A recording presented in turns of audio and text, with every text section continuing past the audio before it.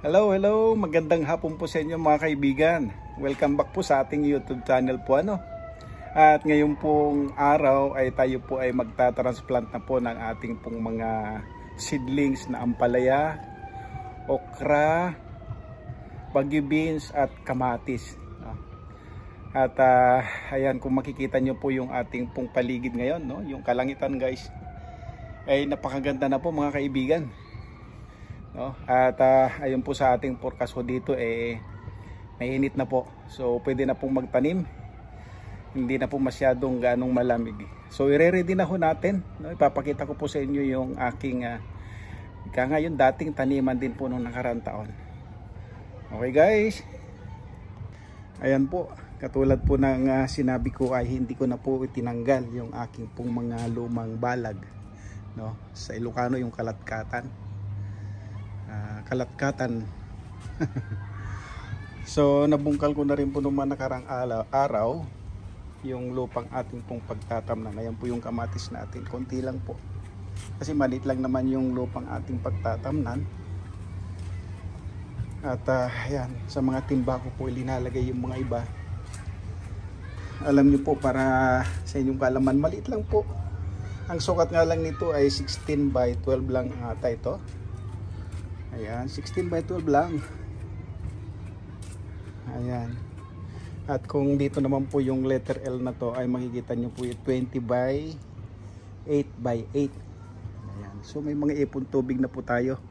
Dahil mong nakaraang mga araw guys, nag-uulan. So nakaipon na po tayo ng tubig.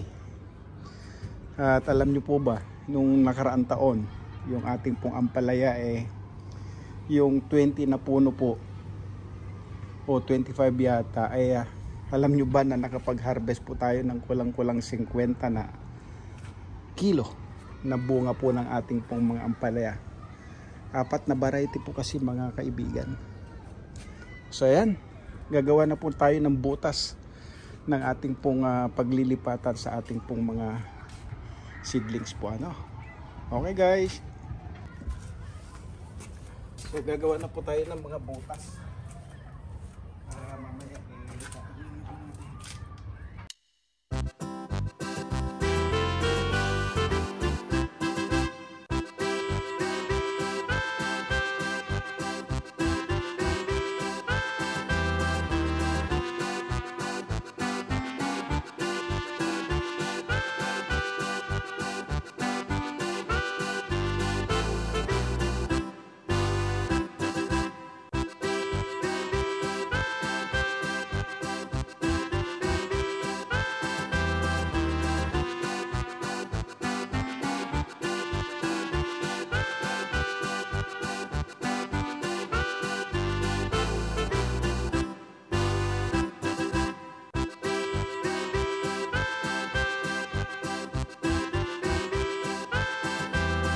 At ito po yung ating pong chicken manure.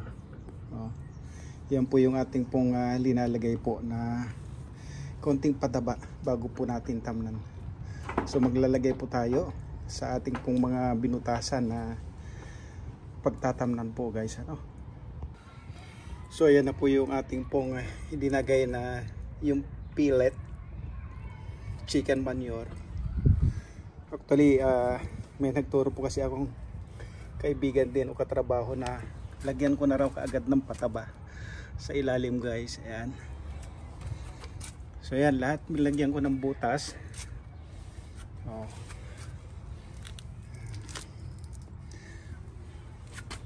Hanggang doon po ilagyan ko lahat guys.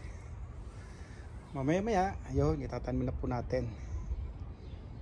Ito nga pala yung binili kong bagong lupa guys.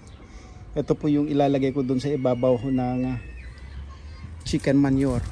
So ayan pa So ayun guys, nabutasan na po natin at nalagyan na ho natin ng organic fertilizer, yung chicken manure, yung pellet. At ito, bumili rin po ako ng lupa na bago. Yung po yung ilalagay ho natin dun sa ibabaw nung ating pong abono o pataba na chicken manure. So yan guys, lagyan na po natin, nabubulol. So yan guys, lalagyan na po natin ng lupa.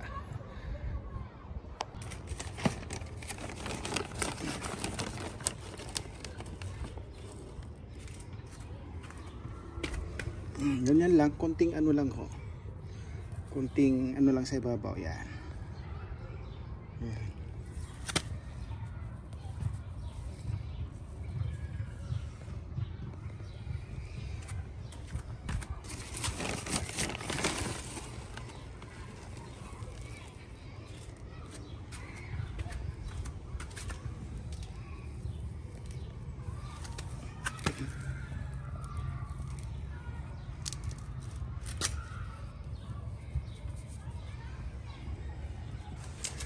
So ito na po yung mga timbaho natin na pagtatamnan ho natin ng kamatis.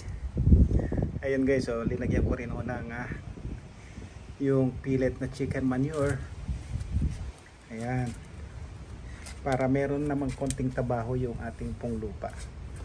So ayan guys. So ayan guys, ito na po yung ating pong mga punla na ampalaya. Ayan. Yung kamatis, malalaki na nga po yung palaya guys kasi hindi naman pwedeng itanim pagka malamig pa, kaya muna sila sa loob ng bahay. Ito naman po yung ating Baguio beans, yan. At yan naman po yung ating mga okra. So yan guys, tatanim na po natin sa kanilang mga pwesto. Okay, ayan, ito na po yung unang tanim natin guys. Nakakaba na. Gumapang na nga doon sa bintana namin. Okay guys, tanim na ko natin at syempre hilingin natin sa ating Panginoon na marami po siyang ibibigay na bunga yung ating pong itatanim na palaya, basta yung mga gulay po.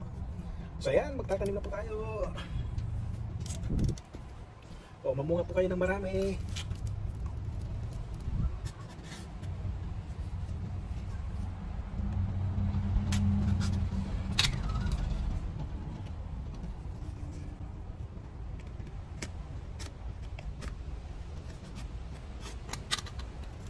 Unang tanim. Uy, dami na kagad ako. Ano? Dami na kagad ano.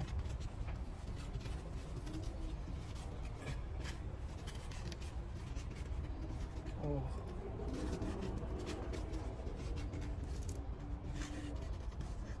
Ang dami na kagad. Ano ugat? Ayan. Unang tanim na natin.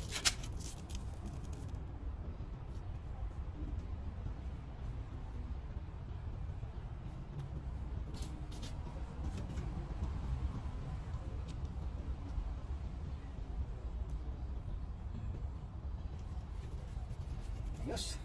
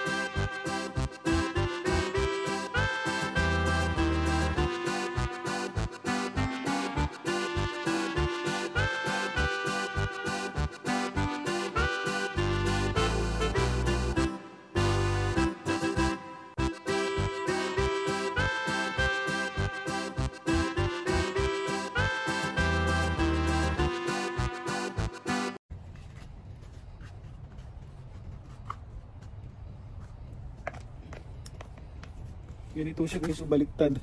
Oh, baliktad yung pagkatanim. Pero tingnan natin kung mabubuhay pa. Oh. Baliktad din yung pagtubo. Ayan. Mabubuhay pa to. Tingnan mo muna.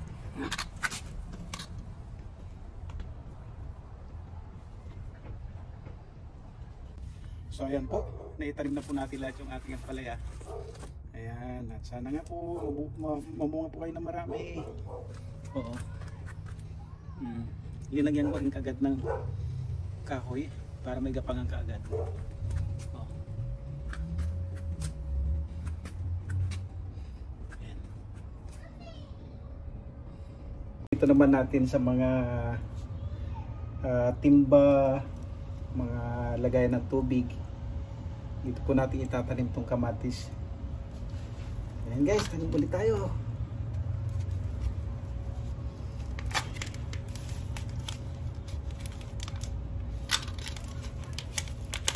Marami na ring ugat.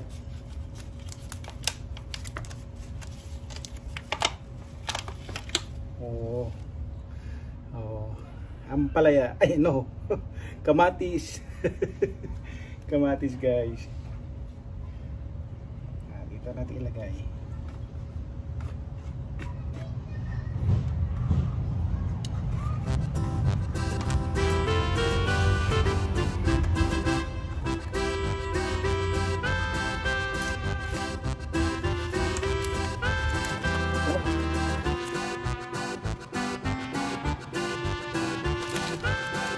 Ito.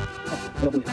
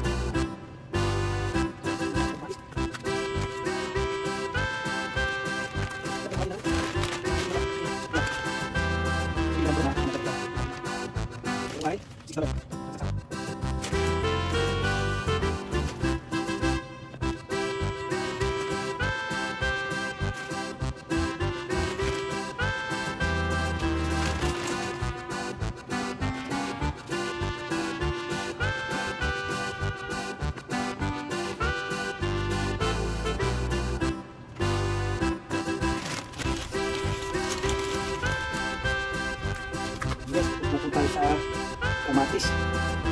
Ang susunod naman natin ay yung sitaw. Ay, no, hindi pala sitaw. Wala po yung sitaw ko. Bagyo beans at saka okra. Okay guys.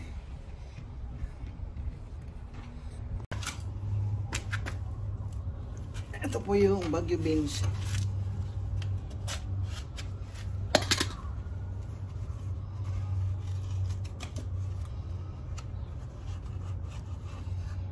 Ang dami na rin ugat.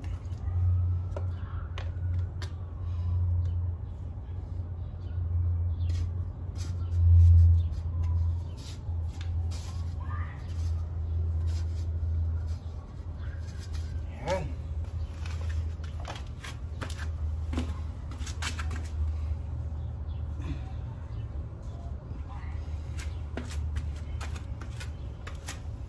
Bigyan nyo rin ako ng maraming bunga.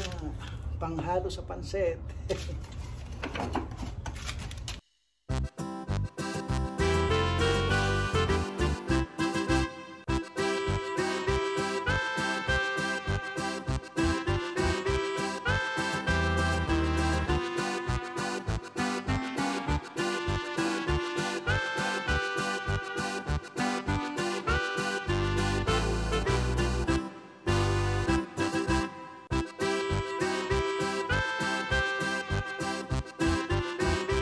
Ito naman po yung ating pong mga okra.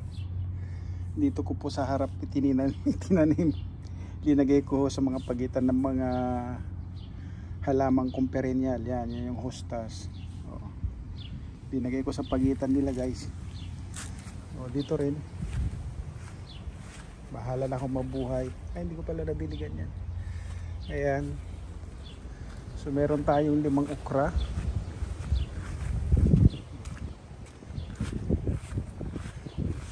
Meron din tayo dito sa mga pagitan ng aking mga perennial na halaman. Okra po yan mga guys. Ayan po. Yung mga ano tawag dito? Lili. Ayan, malaki-laki na po yung mga lili ho natin.